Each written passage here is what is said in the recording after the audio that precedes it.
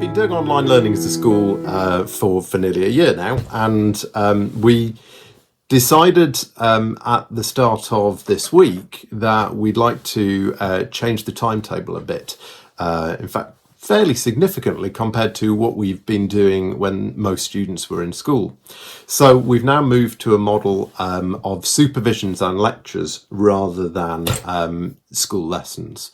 The difference between the supervisions and the lectures is that supervisions are small group sessions where students are expected to be involved verbally in the lessons, to have their microphones on and to have their cameras on. They happen twice a day for half an hour.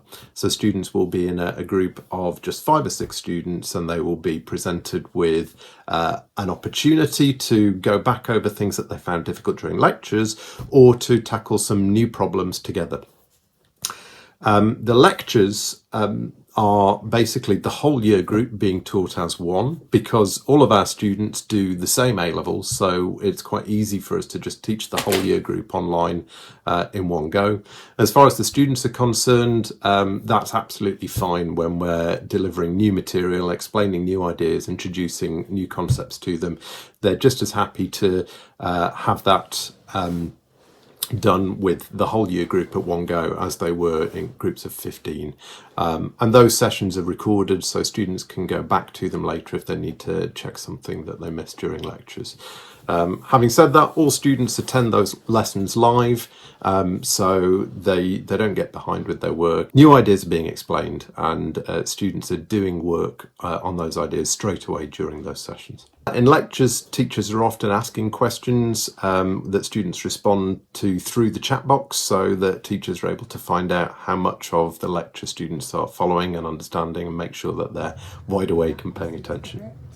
We came up with an initial model at the start of the week where the lectures were quite long, and we decided it would be a good idea to have long sessions so that the teachers could adjust the pace of what they were doing, maybe allow students breaks when it made sense during the lesson, give students a chance to try an exercise for half an hour and then come back to them later and check it was that they got it right, basically.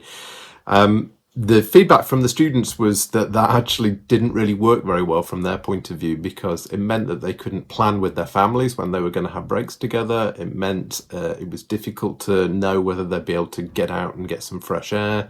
And it just meant that the lectures dragged a bit. So we changed it to having 60-minute lectures maximum and longer breaks during the day. So we went from a 45-minute lunch break to an hour and 15 minutes. We also gave them a longer break in the morning, and we added in a break in the afternoon so that they had more time away from their screens, more chances to get a bit of fresh air and exercise while the sun was out. Students are really positive about the way that online learning is working.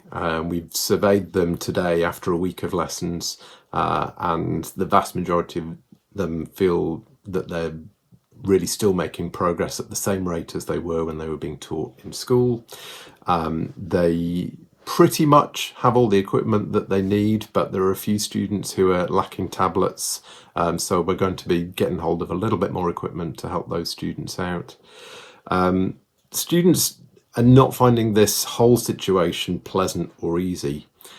So we're really conscious that we need to be talking to students every day and checking that they're okay and doing whatever we can to help them with their mental well-being in this time when their social connections are being really limited and they feel quite isolated. There are certain students that we're checking on more frequently and having one-to-one meetings with to make sure that they're okay. And there are other students where it's okay if we just check in with them through supervisions. Fortunately, being a new school, we've been very digital and cloud-based in our systems right from the word go, so adapting to online learning is relatively straightforward for us. It's slightly at odds with we're fairly traditionalist about some things, so my students will tell you that I'm not particularly keen on them using calculators in my lesson. I actually prefer to do maths with a piece of paper and a pencil myself. But actually, the way that it's evolved for us as a school is that even when the students are in school, they tend to be using OneNote. They tend to be annotating notes and doing their homework quite often on tablets anyway. So moving to online learning hasn't really changed things that much for them. And the fact that they're used to using OneNote and Google Classroom, and by the way, we link those two together. So our normal routine for sharing resources with students is that we'll put those resources into Class Notebook. And when we set a piece of homework, we'll distribute a page or a section from OneNote using Class Notebook. That's linked with Google Classroom, so the students can keep track of what tasks have been set and what the deadlines are using Google Classroom. But they'll actually submit their work by writing into their section of the Class Notebook, and the teachers can then see the work that they're doing as they're doing it and provide feedback either in writing or verbally straight there in the OneNote for them.